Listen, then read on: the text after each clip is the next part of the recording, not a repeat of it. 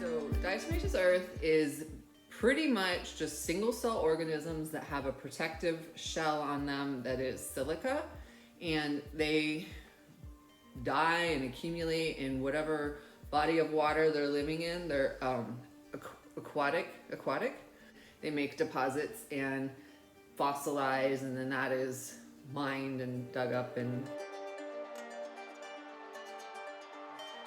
has multiple uses, one of which is an all-natural insecticide. All of its uses are dependent on the fact that it's extremely absorbent, including why it is an effective natural insecticide is because it's highly absorbent. And that is what it does, is it dries the bug out. It compromises an exoskeleton if the insect has an exoskeleton, which is protective for the insect. And one of the things that it's doing is keeping the moisture inside the body of the insect. And then if it doesn't have an exoskeleton, like a worm or slugs, then it just dries them out. And you know, slugs are slimy, they're really moist, and DE absorbs all the moisture, and that is how it kills insects. It is not because of a poison or a chemical reaction, other than it's a powder that is causing the insect to dry up. I don't think that counts as a chemical reaction. Maybe it does, I don't know. Not a chemist. It is not toxic to us or animals, and it's used, because of its absorbency, it's used in foods to keep them from caking. It says here anti-caking agent. So you can put it in the food of animals, horses, chickens, dogs, cows, goats, whatever you're feeding. A lot of times those foods will, they'll cake up, and then they'll also get insects that are eating them. Maybe you've heard of a grain weevil. Eats grains, it lives in grains and eats them. DE will keep the food dry, keep mold levels down, and then keep insects out of the food and keep them from eating the food, and let you be able to feed the food to what you want to feed it to. And so that comes to why we can use it on our food, our edible gardens, which other things like to eat, including, you know, insects. You can use DE and not have to worry about washing it off like you would a chemical insecticide. Like I would want to wash off a chemical insecticide. Another negative for chemical insecticides, chemicals can degrade or denature after a while. We don't know how fresh that batch of whatever that chemical insecticide is. They can stop working, or if they're exposed to extreme heat, other environmental factors can make a chemical insecticide stop working as well. And insects can build up resistance to a chemical insecticide. Diatomaceous earth is never going to stop working because of denaturing, and insects cannot build any resistance to it. It will work on all insects all the time.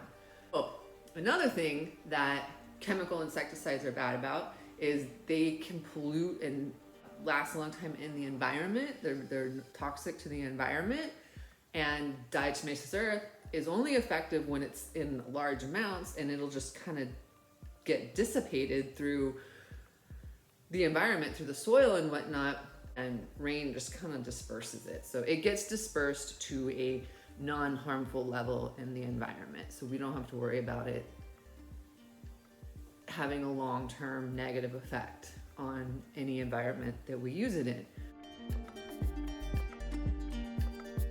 Why DE would appear to not work is works from drying things out. So if it gets wet, like right now my garden is getting a lot of rain, and even if I have the cover on my garden, condensation builds underneath the cover and falls down onto the plants, so they're constantly getting wet, and the DE is just getting washed right back off of them. So in that sense, if it gets wet, it's just not gonna, you know, it's wet, it's not, there's not any room, there's nothing to absorb, but it will dry back out eventually and go right back to being just as effective.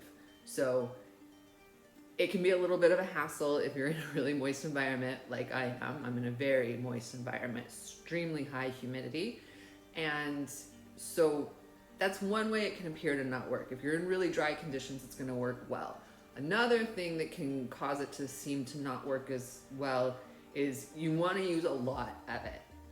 You know, a thin coat of diatomaceous earth is not going to do much. You really need to pack it around. So you want like a barrier. You want to imagine the insect going through it and getting it on themselves. And once they do go through it and get it on themselves, or you put it directly on them, their life will end. It can take up to 12 to 24 hours for it to work, but it will. Like, if it comes into contact with an insect, that insect will die. So that's nice to know that, you know, it's gonna work really good. But you do have a garden that looks like it's been covered in powdered sugar. Yeah, I mean, it looks, you see it, that's a drawback for some people. For me, the peace of mind of knowing that I can turn around and eat out of this garden is worth knowing, is worth seeing it. So you can use it in your home, you can use it in your kitchen, because again, you don't have to worry about ingesting it. It works great around pets if you have like a flea or a tick problem. I have it in the doorway of our garage because we were getting critteratis coming in, and here is a slug that had the unfortunate experience of walking. I said the slug was walking. Here you can see a slug that came through the garage and didn't get very far. So yeah, that is a slug that went through diatomaceous earth, and as you can see, it is now slug jerky. One thing, you do want to be careful not to breathe it. You could get it all over you. I don't use gloves. There's no poison to absorb into your system. And unless a person was completely submerged in a like big container of diatomaceous earth, it's not gonna hurt us. I wonder what would happen if a person was to get, anyway, it's not gonna absorb through your skin. You don't really wanna be breathing a lot of it. I think that's a good rule of thumb for most dust or powdery substances. They can be very irritating. House dust can be very irritating, and that is about 60% sloughed off human skin, but it can still be very irritating. So you do not want to breathe a lot of DE. Using it outside, I just make sure I'm upwind. If I am applying it inside, I'll wear a mask. Pros: non-toxic, not gonna hurt anything, can use it on an edible garden. Insects do not build resistance, doesn't denature, degrade. It just will appear not to work if it gets wet. It'll dry back out. It dissipates through the environment, so it's not, you don't have to worry about polluting the environment with it.